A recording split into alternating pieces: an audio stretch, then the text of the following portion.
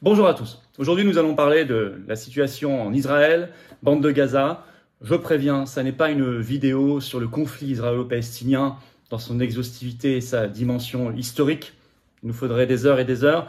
Et parce que je veux absolument, comme c'est l'objet de cette chaîne, replacer cette affaire dramatique dans le contexte mondial et du point de vue de l'intérêt de la France et de l'intérêt de la paix.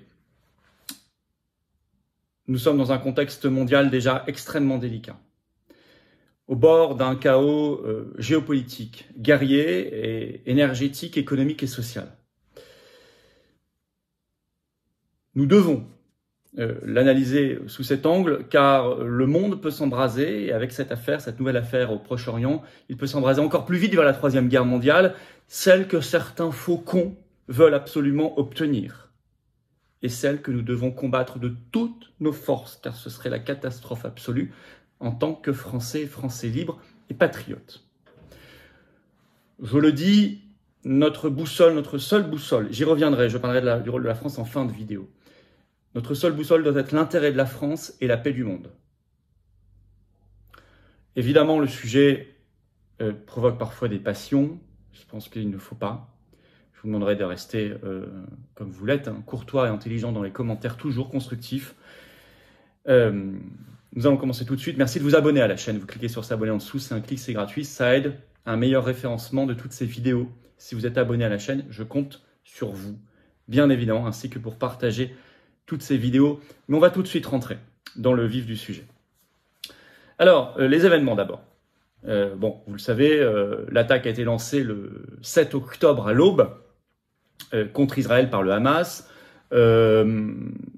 avec, pour la première fois d'ailleurs depuis 1948, des commandos qui ont directement attaqué des localités israéliennes. Ce bilan, là, au moment où j'enregistre la vidéo, ce 9 octobre en matinée, le bilan officiel AFP, donné par l'AFP, c'est 700 morts israéliens, ce qui évidemment, nous avons vu des scènes, des gens égorgés, éviscérés, il y a des gens enlevés aussi, retenus, notamment un festival avec plus de 250 personnes qui auraient été tuées, des jeunes beaucoup, dont des touristes étrangers d'ailleurs. C'est extrêmement choquant et personne ne peut rester insensible à cette situation inadmissible.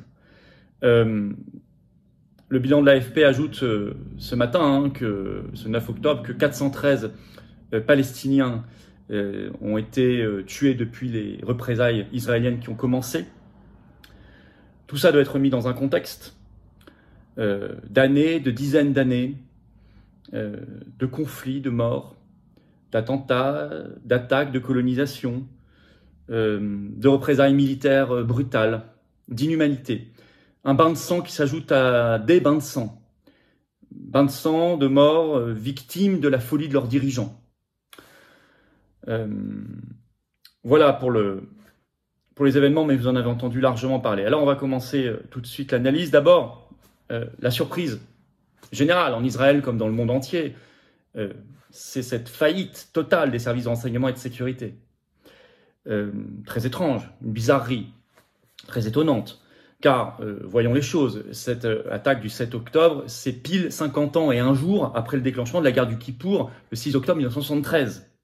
Donc c'était une date extraordinairement symbolique. Il est très étonnant qu'il ait pu y avoir une telle faillite des services de renseignement et de sécurité israéliens à un moment où on était pourtant dans le symbole du symbole. Alors vous avez Eli Barnavi, ancien ambassadeur d'Israël en France, qui s'est exprimé sur France Info ce 9 octobre et qui dit nous sommes avec du fait des services de renseignement israéliens, je le cite, c'est une bande de bras cassés dans le gouvernement le plus extrémiste de notre histoire et qui en plus a favorisé, qui a passé son temps, je le cite, à favoriser le Hamas contre l'autorité palestinienne, donc empêcher toute solution de paix. France Info s'en étonne aussi, l'article du 8 octobre, je cite, tout ça est en ligne, comment expliquer la faillite du renseignement israélien et des forces de sécurité. Alors, il donne des explications possibles, je cite, ça pourrait en partie être dû à la crise politico-institutionnelle qui traverse le pays divisé par Benyamin Netanyahou. Alors, je vais citer un extrait de France Info sur cette affaire parce qu'elle est importante. Écoutez, jusqu'à 5000 roquettes tirées depuis la bande de Gaza, des centaines de commandos franchissant la frontière entre l'enclave palestinienne et Israël, des villages israéliens occupés, des civils pris en otage par dizaines. L'offensive éclair de la branche armée du Hamas a surpris tout un pays. Samedi 7 octobre, elle apparaît d'ores et déjà, écrit France Info, comme l'un des ratés sécuritaires les plus retentissants de l'histoire d'Israël. Au cœur d'une journée de chaos, la responsabilité des autorités israéliennes a rapidement été pointée du doigt par les observateurs et la presse du pays. Israël a été humilié et vaincu aujourd'hui, même si la bande de Gaza a été détruite, cela ne compenserait pas l'échec sécuritaire le plus grave depuis la guerre du Kippour, écrit l'éditorialiste Yossi Werther, chroniqueur au journal de gauche Haaretz. Alors on nous dit aussi, c'est peut-être parce qu'une partie des troupes israéliennes en ce moment sont plutôt en Cisjordanie, où il y a un regain des tensions depuis un an, peut-être, c'est ce qu'écrit France Info. Enfin, c'est une bizarrerie quand même très incroyable, parce que la bande de Gaza, il faut savoir, c'est une bande de terre d'environ 50 km, c'est un peu plus de 2 millions de personnes, et très verrouillée, fermée, contrôlée. Alors, on doit y ajouter que par ailleurs, puisqu'on y vient, certains disent qu'il y a une complicité de l'Iran, ou même s'il n'y a pas l'Iran, il y a l'Iran, on va voir ça.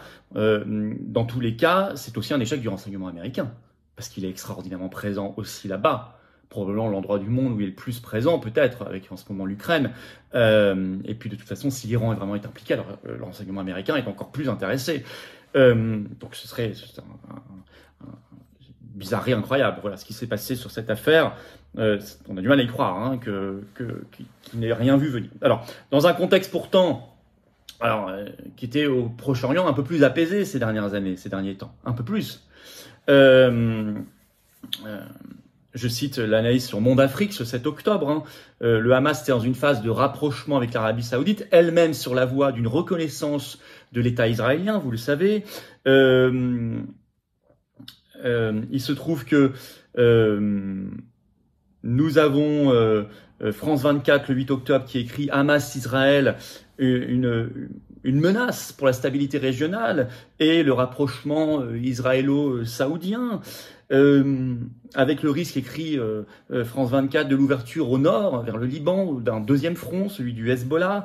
La dernière fois, je rappelle qu'il y a eu un affrontement direct avec Israël, c'était à l'été 2006. Il y a quand même eu 1200 morts civils côté libanais et 160 militaires israéliens tués, donc on va peut-être éviter le carnage.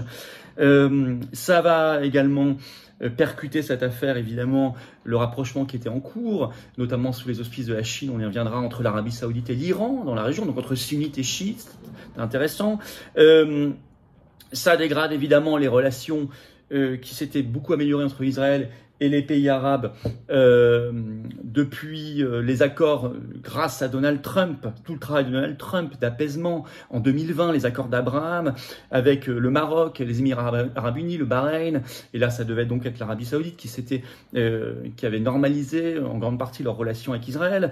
Donc et même au sein même entre les Palestiniens et Israël, la situation a été moins dégradée, elle est toujours terrible, mais elle était moins dégradée qu'il y a quelques années, au moment les plus chauds. Le débat était moins présent dans le débat interne israélien d'ailleurs.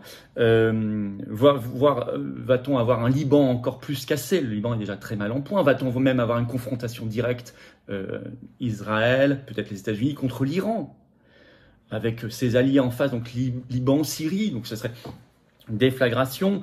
Par ailleurs, la riposte très sévère qui a commencé d'Israël, alors des bombardements, mais il y aura sûrement aussi au sol, dans la bande de Gaza, va probablement encore renforcer plus le Hamas et donc éloigner encore plus les perspectives de paix. Donc on voit que c'est vraiment l'allumette qui a été mise. Paf, pour embraser une région qui est toujours compliquée, extrêmement compliquée, mais peut-être ces derniers temps un petit peu plus apaisée et un petit peu plus unie, si on peut se permettre le mot, qu'il y a quelques temps. Alors, à noter d'ailleurs, au passage, parce qu'il faut connecter les choses, le rôle des armes américaines données à l'Ukraine dans cette affaire. Ah oui, alors Newsweek l'article est toujours en ligne. Le 15 juin dernier, Newsweek a publié un article en exprimant cette crainte, en disant, à force d'envoyer des armes à l'Ukraine, au régime de Zelensky, on va avoir des armes qui vont se retrouver dans tous les conflits du monde. Ben voilà, hop, c'est manifestement, on pose la question, ce qui se passe là. Or, ça n'empêche pas Biden de vouloir continuer à envoyer des armes à l'Ukraine, même si on l'a étudié sur cette chaîne, que le Congrès américain maintenant bloque beaucoup. Mais bon, quand même, article encore de Capital ce 7 octobre, Washington va envoyer des munitions et des armes iraniennes à l'Ukraine. Ce sont en fait des armes saisies, 1 million de munitions et de fusils d'assaut. Bon, tout ça, vu où se retrouvent ensuite ces armes, et vu maintenant la situation au Proche-Orient, est tout à fait irresponsable, encore plus qu'hier. Il faut arrêter vraiment tout ça. Bon, je reviens à notre affaire. Le risque d'embrasement de la région, mais le risque d'embrasement mondial. Objectivement, ceux qui doivent aujourd'hui se frotter un peu les mains, ce sont les plus dingos de la troisième guerre, qui veulent la troisième guerre mondiale. Et on a l'impression que toute la politique d'apaisement de Donald Trump, je rappelle quand il était président des États-Unis entre 2016 et 2020, zéro conflit. Il y en a eu avant sous Obama, il y en a depuis sous Biden, mais toutes ces politiques, notamment les accords d'Abraham, je le citais, on a l'impression que sa politique est sabotée par des néoconservateurs.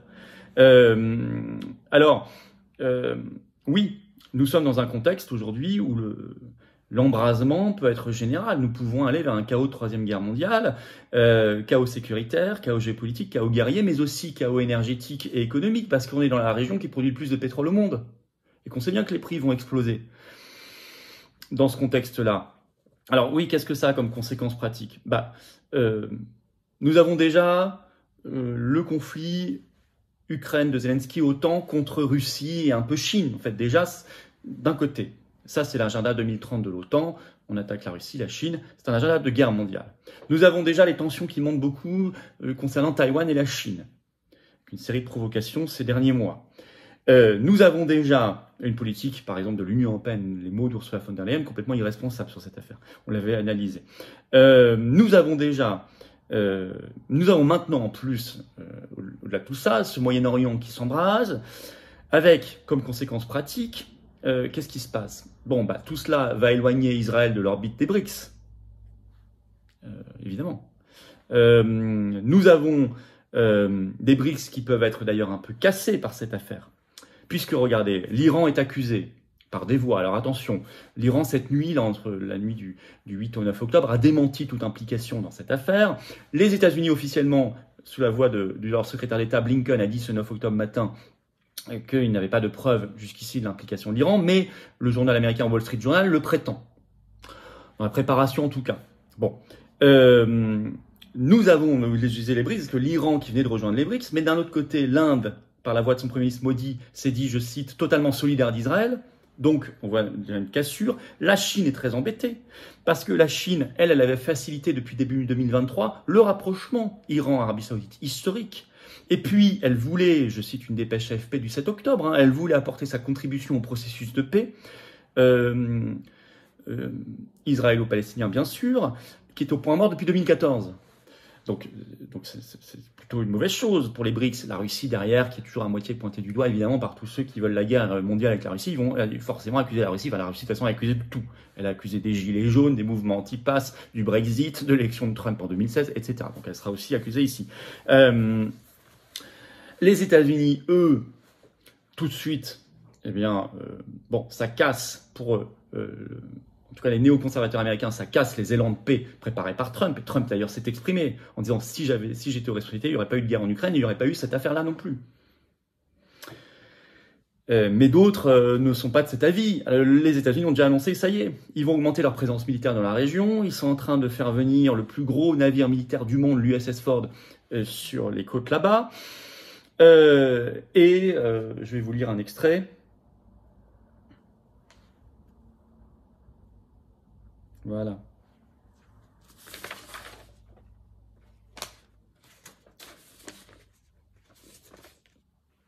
Alors, je vous lis d'abord un extrait de France 24. Myriam Benrad, politologue, professeur en relations internationales à l'université Schiller, estime que l'attaque du Hamas va avoir un impact négatif sur la relation entre Israël et les pays arabes, engagés depuis quelques années dans un processus de rapprochement dans le cadre des accords d'Abraham signés en 2020 sous l'égide de Donald Trump. Au-delà du contexte israélo-palestinien, on a un contexte israélo-arabe qui va être extrêmement tendu. Donc ça, c'est ce que je dis, voilà l'impact. Et sur l'aide militaire américaine, de l'aide militaire américaine, ça c'est Le Monde, est en route pour Israël et davantage est attendu dans les prochains jours, a annoncé la Maison-Blanche. Le Pentagone a également annoncé que les États-Unis ont commencé à livrer des munitions supplémentaires à Israël et que l'armée américaine était en train de renforcer son dispositif militaire au Proche-Orient, ce dont je vous parlais. Alors voilà, donc ce chaos, on crée le chaos.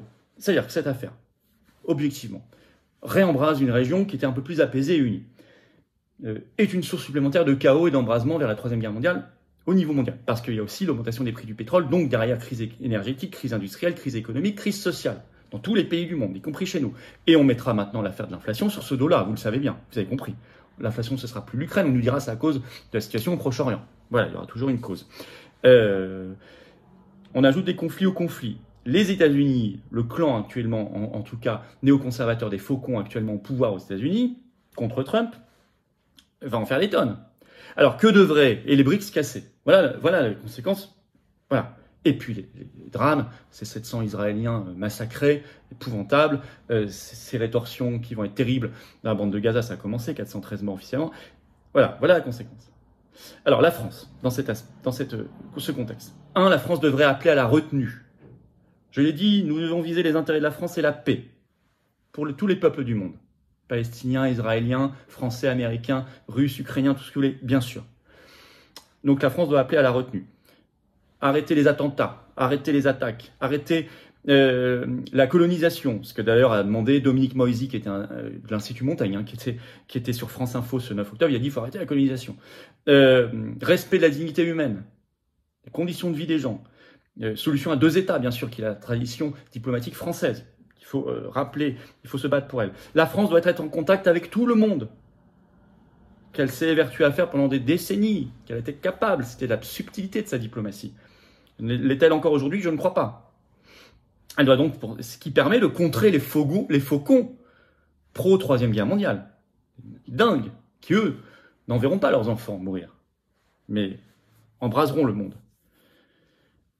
Un Français libre, un patriote français, un Français soucieux des intérêts de la France et de la paix du monde, ne doit ni faire partie d'une 5e colonne islamiste, à tout justifier, l'enfer, mais ne doit pas non plus être un néoconservateur. Faucon de guerre. C'est ça un patriote français. Il doit défendre les intérêts de la France et la paix du monde. Dans l'intérêt de tous les peuples, à commencer par ceux du Proche-Orient. Et la sécurité de tous les États, qui ont le droit d'exister. Voilà ce que je voulais vous dire. Nous y reviendrons peut-être. En tout cas, on est parti, vous le savez. Netanyahou a annoncé une guerre longue. Nous sommes partis dans quelque chose qui va durer au moins des mois et des mois. Attention, on y reviendra peut-être. Bon.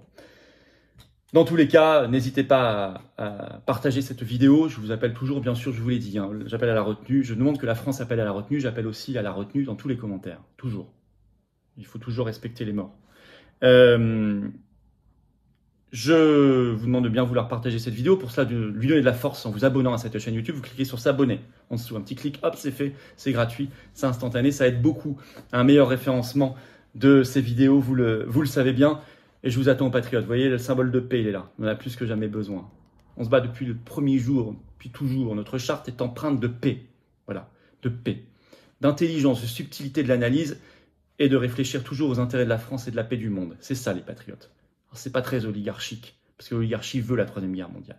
Mais les patriotes, c'est ça. Je vous appelle à nous rejoindre pour conforter la paix, pour conforter aussi nos libertés, notre souveraineté de peuple et notre avenir pour nous, les générations qui viennent. La paix du monde, la paix en France pour les générations qui viennent aussi. Le lien pour adhérer, réadhérer, c'est le premier lien sous la vidéo en description. Ce lien est en commentaire épinglé, une petite fiche maintenant sur l'écran. Et dans les dernières secondes de la vidéo, le lien apparaîtra. Faire un don de soutien au mouvement pour nous aider à faire plus d'actions concrètes parce qu'on n'a pas les millions du système, très loin de là, ni tous les copains oligarques, les grands banquiers, les grands journalistes, tout ce que vous voulez. Non, grands chroniqueurs, non. Mais par contre, on a les forces de conviction, on a la sincérité, on a l'action, on a le rassemblement. Le lien pour faire un don de soutien au mouvement pour l'aider à faire des actions. C'est le deuxième lien sous la vidéo en description après l'énorme succès de notre manif pour le Frexit et la sortie de l'OTAN ce samedi 7 octobre à Paris. Je vous en montrerai des images, vous avez déjà vu un entretien avec Romain Bessonnet sur cette chaîne, très intéressant. Voilà, pour penser à tout cela, adhésion, réadhésion, don, dès maintenant. On a besoin maintenant, la situation est urgente, soyez là dès maintenant au rendez-vous. Tout ça, c'est défiscalisé aux 2 tiers pour vous, c'est une baisse concrète de vos impôts. Énorme bravo aux donateurs, aux réadhérents, bienvenue aux nouveaux adhérents patriotes et vive la France.